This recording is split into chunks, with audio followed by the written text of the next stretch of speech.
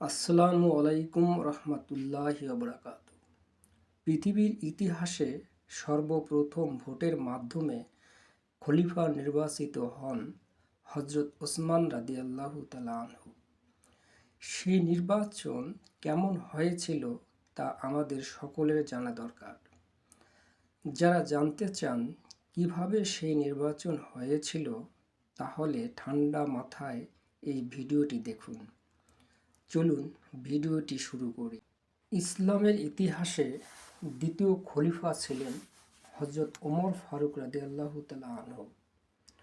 একদিন মসজিদে ফজরের নামাজ আদায় করার সময় এক বেয়াদব অগ্নিপূজক, তার নাম ছিল আবু লুলু, সে নামাজের কাতার থেকে বের হয়ে পূর্ব পরিকল্পিতভাবে হাতে ছুরি দিয়ে হযরত ওমর ফারুক রাদিয়াল্লাহু তাআলা আনহুর পেটে এলোপাতাড়ি মারতে থাকেন।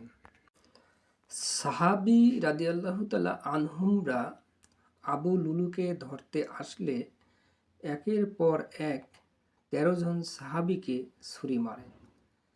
এতে ৯ জন সাহাবী রাদিয়াল্লাহু তাআলা আনহুম ইন্তেকাল করেন।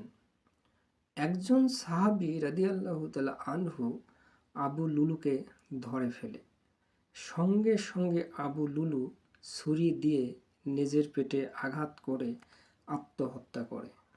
ঘাতক আবু লুলুর আঘাতে জর্জরিত হয়ে হযরত ওমর ফারুক রাদিয়াল্লাহু তাআলা আনহু গুরুতর অসুস্থ হয়ে পড়েন।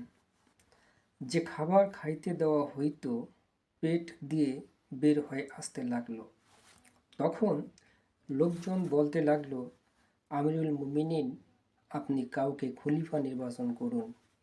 তখন হযরত ওমর ফারুক রাদিয়াল্লাহু তাআলা আনহু বললেন, আমি এ কাজের জন্য ৬ জন ব্যক্তিকে যোগ্য মনে করি, যাদের ওপর রাসূল সাল্লাল্লাহু আলাইহি সাল্লাম খুব খুশি ছিলেন।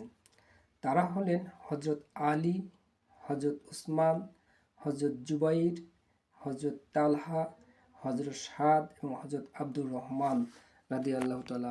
এদের মধ্য থেকে যার ব্যাপারে মুসলমান ঐক্যমত পোষণ করবে তাকে খলিফা বানিয়ে নেবে। ৩ দিনের মধ্যে খলিফা নির্বাচনের কাজ সমাধান করে ফেলবেন। এই ৩ দিন হযরত সুহাইব রাদিয়াল্লাহু তাআলা আনহু মসজিদে নববীতে ইমামতি করবেন। শুরু হল খলিফা নির্বাচনের প্রস্তুতি। এই ওসিয়ত মোতাবেক উক্ত ৬ সাহাবী একত্রিত হয়ে পরামর্শ করতে লাগলেন। কিন্তু ২ দিন অতিবাহিত হয়ে গেলেও কোনো সিদ্ধান্ত নিতে পারলেন না। তৃতীয় দিন হযরত আব্দুর রহমান বিন আওফ রাদিয়াল্লাহু তাআলা আনহু বললেন, আজ তৃতীয় দিন, কাজে আজকে আমাদের মধ্য থেকে একজনকে খলিফা নির্বাচনে চূড়ান্ত সিদ্ধান্ত নিতে হবে। উপস্থিত সকলে বললেন, ওহে আব্দুর রহমান, এখন পর্যন্ত আমরা কোনো সিদ্ধান্ত নিতে পারি নাই।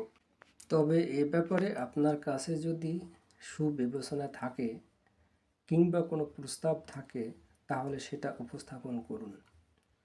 তিনি বললেন, ৬ ব্যক্তির এই দলটিকে আত্মদান করতে হবে, অর্থাৎ ভোট প্রদান করতে হবে। এই কথা শোনার পর হযরত জুবাইর রাদিয়াল্লাহু তাআলা আনহু উঠিয়ে দাঁড়িয়ে গেলেন। বললেন, আমি আমার অধিকার, আমার ভোট হযরত আলী রাদিয়াল্লাহু তাআলা আনহুকে দিয়ে দিলাম। একথা বলে তিনি চলে গেলেন। এরপর হযরত তালহা রাদিয়াল্লাহু তাআলা আনহু উঠে দাঁড়িয়ে গেলেন।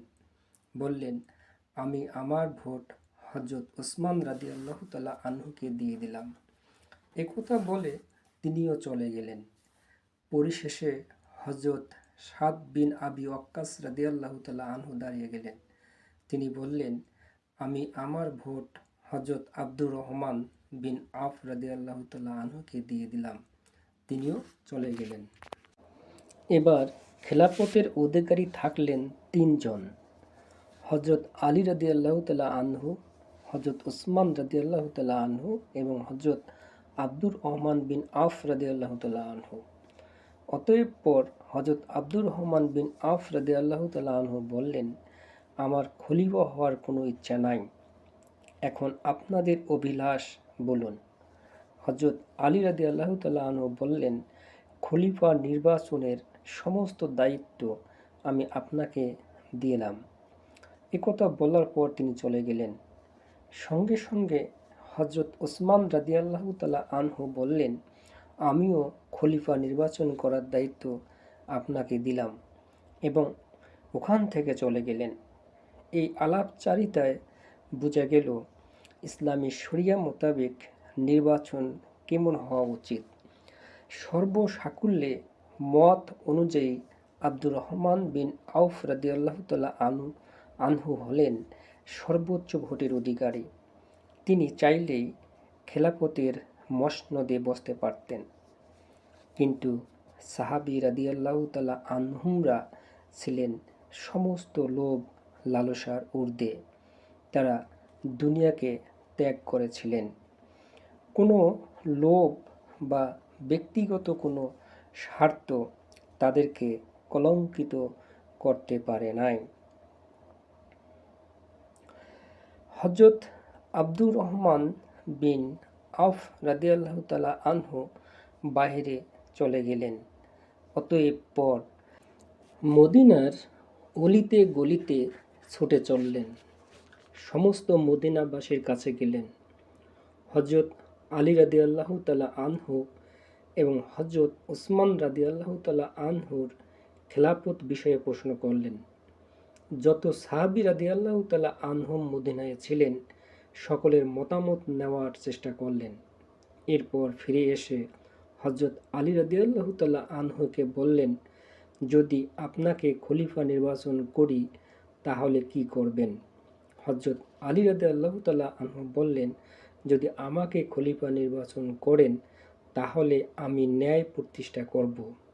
হযরত আব্দুর রহমান বললেন, যদি আপনাকে খলিফা নির্বাচন না করে ওসমান রাদিয়াল্লাহু তাআলা আনহুকে খলিফা নির্বাচন করি তাহলে কি করবেন? জবাবে হযরত আলী রাদিয়াল্লাহু তাআলা আনহু বললেন, তাহলে আমি হযরত ওসমান রাদিয়াল্লাহু তাআলা আনহুর আনুগত্য মেনে নিব। এবার হযরত ওসমান রাদিয়াল্লাহু তাআলা আনহুর কাছে গেলেন। বললেন, হে ওসমান রাদিয়াল্লাহু তাআলা আনহু, যদি আমি আপনাকে খলিফা নির্বাচন করি আপনি কি করবেন? হযরত ওসমান রাদিয়াল্লাহু তাআলা আনহু বললেন, আমি সমাজে ন্যায় প্রতিষ্ঠা করব। হযরত আব্দুর রহমান রাদিয়াল্লাহু তাআলা আনহু বললেন, যদি আপনাকে খলিফা নির্বাচন না করি তাহলে কি করবেন? জবাবে হযরত ওসমান রাদিয়াল্লাহু তাআলা আনহু বললেন, আমি আলী রাদিয়াল্লাহু তাআলা আনহুর আনুগত্য মেনে নেব। এভাবে দুজনের কাছ থেকে অভিমত গ্রহণ করে মদিনাবাসী সকলকে মসজিদে নববীতে ডাকলেন। সকল জনতা ফজরের নামাজ পড়ে অপেক্ষা করছিলেন নতুন খলিফা কে হচ্ছেন তা দেখার জন্য। এমন সময় হযরত আব্দুর রহমান বিন আউফ রাদিয়াল্লাহু তাআলা আনহু বললেন, হে লোক সকল, খেলাফতের ব্যাপারে আমি গভীর চিন্তা ভাবনা করেছি। মদিনার আনসার সাহাবী রাদিয়াল্লাহু তাআলা আনহুম, মুহাজির সাহাবী রাদিয়াল্লাহু তাআলা আনহুমদের মতামত গ্রহণ করেছে।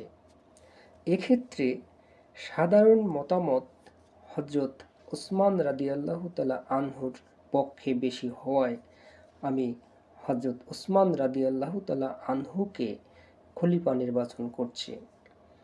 একথা বলার পর সবার আগে তিনি হাত বাড়িয়ে হযরত ওসমান রাদিয়াল্লাহু তাআলা আনহুর কাছে বায়াত গ্রহণ করেন। এরপর হযরত আলী রাদিয়াল্লাহু তাআলা আনহু এবং অন্য সাহাবী রাদিয়াল্লাহু তাআলা আনহুমরা হযরত ওসমান রাদিয়াল্লাহু তাআলা আনহুর কাছে বায়াত গ্রহণ করেন। এইভাবেই ইসলামের তথা পৃথিবীর ইতিহাসে সর্বপ্রথম নির্বাচিত হন হযরত ওসমান রাদিয়াল্লাহু তাআলা আনহু।